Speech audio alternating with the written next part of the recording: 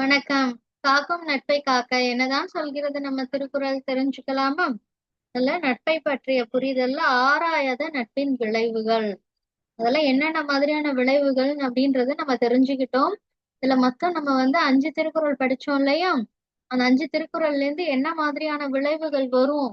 எப்படி வந்து ஒரு நட்பை ஆராயணும் அப்படியெல்லாம் நம்ம திருவள்ளுவர் தாத்தா நமக்கு சொல்லி கொடுத்தாங்க. சரி, இன்னைக்கு என்ன பார்க்க போறோம் அப்படின்னா, நீங்க 5 திருக்குறள் படிச்சீங்க இல்லையா? அதுல நிறைய விஷயங்கள் கத்துக்கிட்டீங்க இல்லையா? இப்ப இதுல ஏதாவது உங்களுக்கு சந்தேகங்கள் இருக்கலாம். சரிங்களா? இப்ப ஆராயாத நட்பின் விளைவுகள், அதுல வந்து ஏதாவது சந்தேகங்கள் இருக்கலாம். அதையும் வந்து நீங்க கேட்டுட்டீங்க. ஆனா இப்ப வந்து உங்க சந்தேகத்தை இன்னும் கிளாரிஃபை பண்ற மாதிரி ஆன்ட்டி வந்து உங்களுக்கு ஒரு சின்ன ஒரு ஸ்டோரிய வீடியோ லிங்கா உங்களுக்கு அனுப்பியிருக்கேன். நீங்க அந்த ஸ்டோரிய பார்க்கும் பொழுது இன்னும் நல்ல புரிதல் ஏற்படும். அது மட்டும் இல்லாம நீங்க வந்து படிச்சீங்க இல்லையா 5 திருக்குறள். அந்த 5 திருக்குறள்ல எதெல்லாம் அந்த ஸ்டோரிக்கு பொருந்தி வருது அப்படின்றத, அது எப்படி பொருந்தி வருது இந்த ஸ்டோரியோட அப்படின்னு விளக்கத்தோட நீங்க சொல்லி அனுப்பணும்.